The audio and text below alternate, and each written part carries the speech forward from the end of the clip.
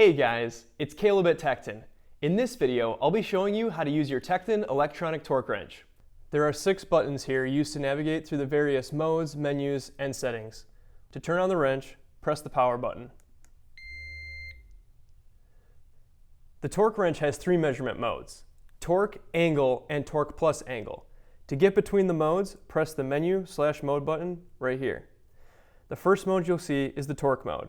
Torque mode measures resistance to rotation as you tighten a fastener. This function is what you might be used to using on a micrometer or a split beam torque wrench. In each mode, you set your target value by pressing the plus key to increase the value or the minus key to decrease the value. In torque mode, you have unit options of foot-pounds, Newton meters, kilogram meters, and inch pounds. Alright guys, let's walk through a torque example. We've got our torque value set, our sockets attached. When you go to torque, make sure you grip the torque wrench with your palm centered over this groove in the handle. That tells you exactly where to grip it. Engage your fastener, and then begin applying torque. Now you're going to want to watch for green lights here, a green light here, a tone and vibration in the handle once you reach your torque spec. Go slow, so as you get used to the wrench, you'll know what to look for. Green lights means we've reached our torque spec, and the value that you just put onto that fastener will display for 10 seconds. This is the angle mode screen. When you first use this mode, you may need to set your torque wrench down on a stationary surface to let the gyroscope calibrate. So let's walk through an angle measurement example. So we've got our desired angle set, our sockets attached. We'll go ahead and start measuring angle. One thing to note is the fastener already needs to be somewhat tight. It'll only count angle if there's some torque resistance on the wrench. So now we're ready to begin applying angle. It'll begin counting as soon as you rotate the wrench, as long as there's resistance with the fastener. And one thing to note is you don't have to achieve the angle all in one sweep. You can actually ratchet backwards and begin applying more angle, and it'll keep counting up until you reach the desired angle target. Press the bottom right key one more time and you'll enter torque plus angle mode. This takes the settings from the torque mode and the angle mode and combines them to allow you to do both operations in one step. You got to set the torque value in the torque mode and set the angle value in the angle mode. Then when you enter torque plus angle screen, it combines those 2 settings. Last, let's walk through a torque plus angle example. In this case, I've got it set to 20 foot-pounds and 15 degrees. So let's go ahead, put the torque wrench on the fastener and begin applying torque. As soon as we reach the 20 foot-pounds, it'll immediately go into angle mode.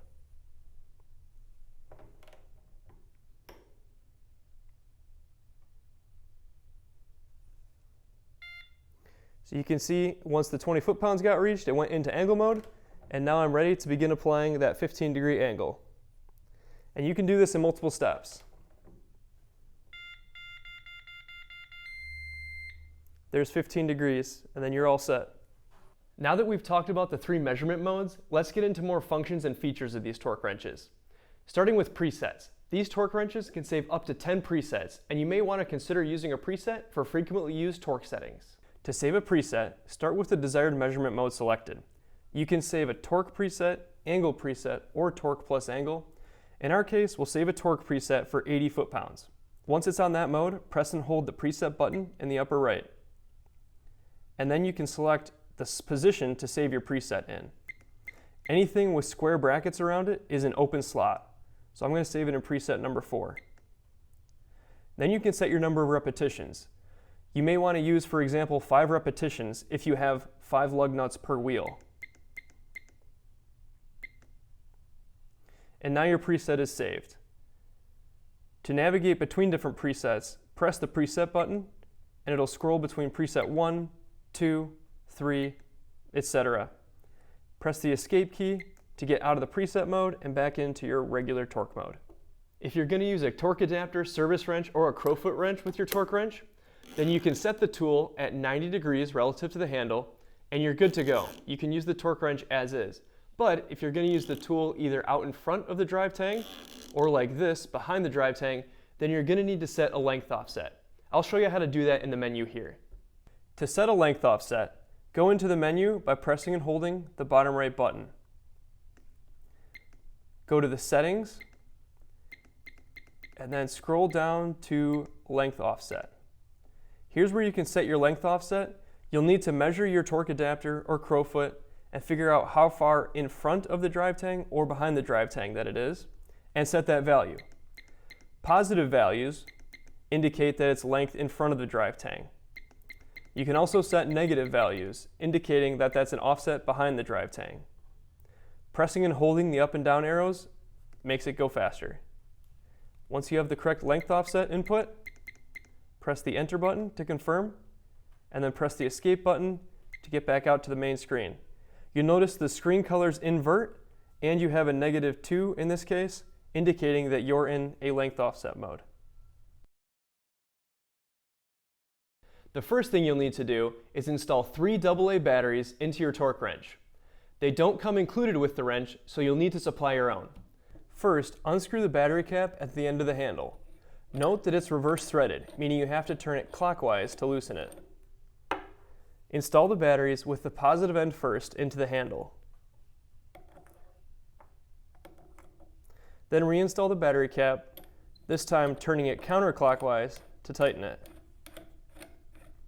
If you're going to be storing your torque wrench for an extended period of time, be sure to remove the batteries to avoid leakage.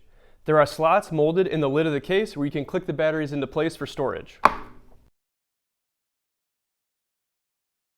You'll want to set the date and time, first use date, and the calibration reminder.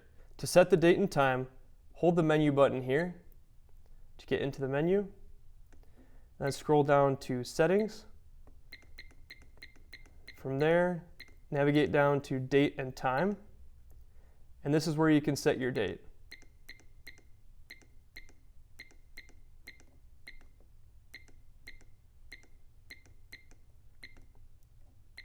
And then set your time as well. Note that it's 24-hour time.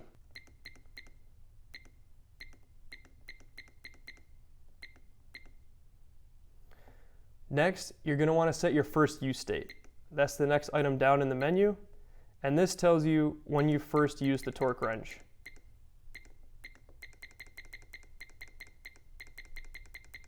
Typically, it's going to be the same value as the date that you just set.